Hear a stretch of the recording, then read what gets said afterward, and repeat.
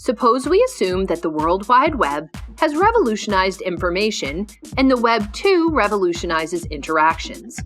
In that case, the Web 3 is going to shock you with its potential. Eager to know what? In today's episode, we will be looking into Web 3, what it is, and what future it holds for us. Let's go. Hey folks, welcome back to another episode of Get Finance Wise. Hope you all are doing good. For daily videos, please consider subscribing to our channel and ensure that you don't miss tapping the bell icon. To make it short, Web3 has the potential to transform agreements and value exchange. Incentivizing network actors with tokens changes the data structures in the internet's backend, introducing a universal state layer. We know you guys are confused, right? Let's get this straight. Today's internet is structurally unsound. We don't have control over our data, and we don't have a native value settlement layer.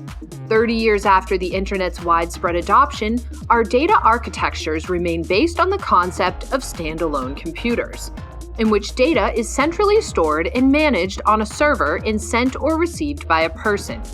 Every time we interact over the internet, copies of our data are sent to a service provider's server, and we lose control over our data.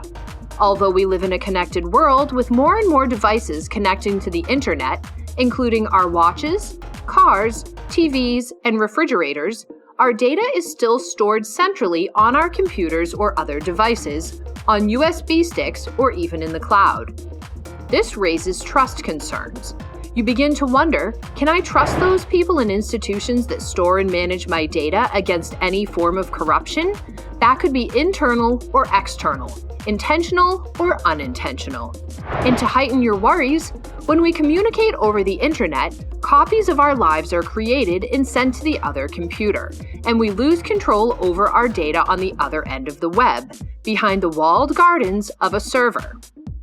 This is a problem not only for our personal data privacy, but also causes significant inefficiencies in the back-end operations of the goods and services supply chain.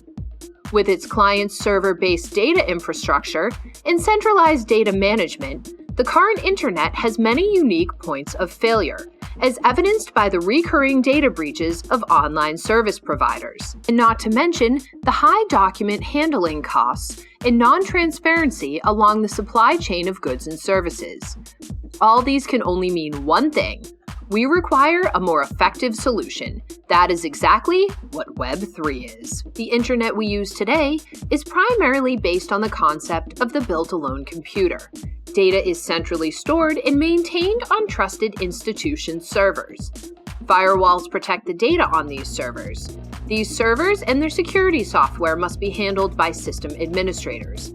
Attempting to manipulate data on a server is directly comparable to breaking into a house with a fence and an alarm system for security. In this context, blockchain appears to be a driving force behind the next generation internet, dubbed the Web 3. Blockchain is redefining how data is stored and managed. It provides a one-of-a-kind set of data, a universal state layer that is managed collectively. For the first time, this one-of-a-kind state layer enables an internet value settlement layer.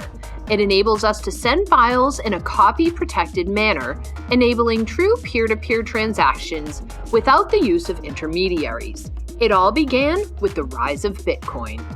To breach the Bitcoin blockchain and similar protocols, you would need to break into multiple houses around the world at the same time, each with its own fence and alarm system. This is technically feasible, but prohibitively expensive. Data is stored in multiple copies of a P2P network in Web3. The protocol formalizes the management rules, which are secured by the majority consensus of all network participants, who are compensated with a native network token for their efforts. Blockchain, as the Web3's backbone, redefines the data structures in the web's backend now that we live in a connected world. Adds a governance layer to the current internet, allowing two people who don't know or trust each other to reach and settle agreements over the web. Now, what do you think of Web3? Does it solve the anxiety problems of your privacy? Well, it seems it did. But it isn't all about Web3, you see. This is just the tip of the iceberg, and the rest follows deep down. Want to know more, don't you? Just as we said in the beginning, make sure to turn on the bell icon. With this, we have come to the end of the video. Do let us know in the comments section below because we would love to hear from you all. That's about it for today. Make sure to subscribe to our channel for more content just like this one. And while you're at it, turn on post notifications so that you never miss out on any of our future uploads.